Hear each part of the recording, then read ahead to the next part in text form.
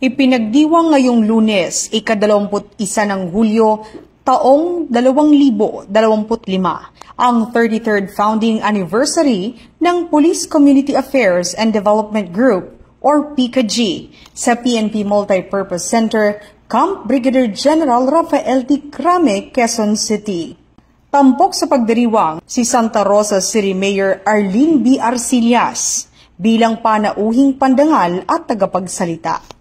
Sa temang tapat na serbisyo at makabagong teknolohiya, sandigan ng matatag na ugnayan ng nagkakaisang mamamayan at kapulisan. Layunin ng selebrasyon na higit pang pagtibayin ang ugnayan ng kapulisan at mamamayan sa pamamagitan ng tapat na paglilingkod at makabagong teknolohiya. Pinangunahan ni Police Brigadier General Marvin Josaro, Director ng PCAG, ang pagbibigay ng anniversary message, kasunod ng audiovisual presentation na nagtampok sa mga mahalagang milestones ng grupo sa nagdaang 3 dekada ng paglilingkod. Kabilang sa mga tampok na aktibidad ang pagkilala at paggawad ng parangal sa mga natatanging PCAG personnel at institutional partners.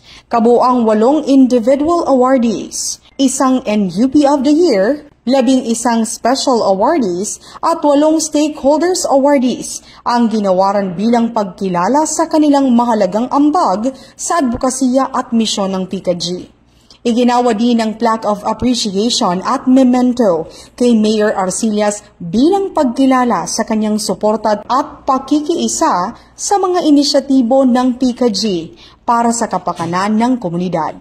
Nanguna rin sa okasyon si Police Lieutenant General Jose Melencio Sinartates Jr., ang Deputy Chief for Administration, bilang kinatawan ni Police General Nicolas D. Torre III, ang Chief ng Philippine National Police.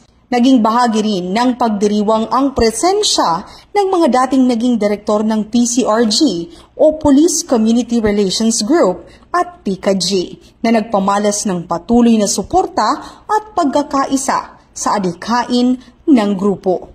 Ang 33rd PCAG founding anniversary ay hindi lamang selebrasyon ng mga tagumpay ng nakaraan, kundi isang pagpapatibay rin ng panibagong panata sa mas makabuluhang serbisyo publiko at matatag na ugnayan sa bawat Pilipino.